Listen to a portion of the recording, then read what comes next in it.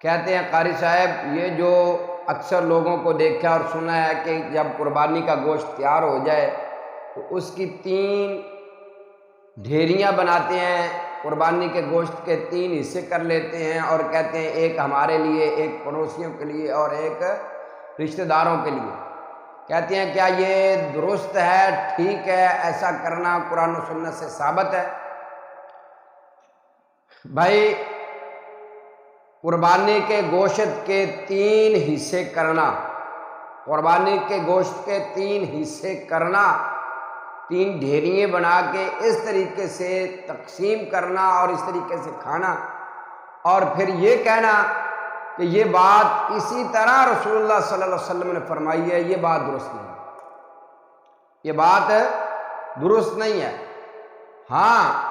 اگر کوئی بندہ یہ طریقہ اختیار کر لیتا ہے تقسیم کرنے کے لیے کہ اس طریقے سے تقسیم ٹھیک ہو جائے گی تو یہ ٹھیک ہے، لیکن اس کو دین اور اسلام کا حصہ بنانا یہ بات درست نہیں ہے۔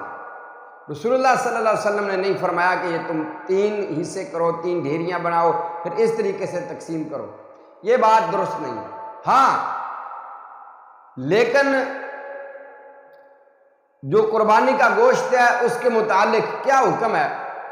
وہ تو یہ ہے، اللہ تبارک و تعالیٰ فرماتے ہیں فَكُلُوا مِنْهَا وَأَطْعِمُوا الْبَائِسَ الْفَقِيرَ۔ اللہ پاک فرماتے ہیں کہ تم خود بھی کھاؤ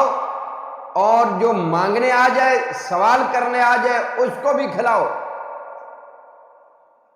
اور فرمایا جو مانگنے نہ آئے، ویسے ملاقات کرنے کے لیے آیا تو اس کو بھی کھلاؤ اور اس کو بھی دو، یعنی سوال کرنے والوں کو بھی گوشت دو، جو سوال نہیں کرنے والے ان کو بھی گوشت دو اور خود بھی کھاؤ۔ تو یہ طریقہ بہترین ہے کہ آپ خود بھی کھاؤ، رشتہ داروں کو بھی کھلاؤ، پڑوسیوں کو بھی کھلاؤ، کوئی آ جائے اس کو بھی کھلاؤ، دو بھی، یہ طریقہ ٹھیک ہے۔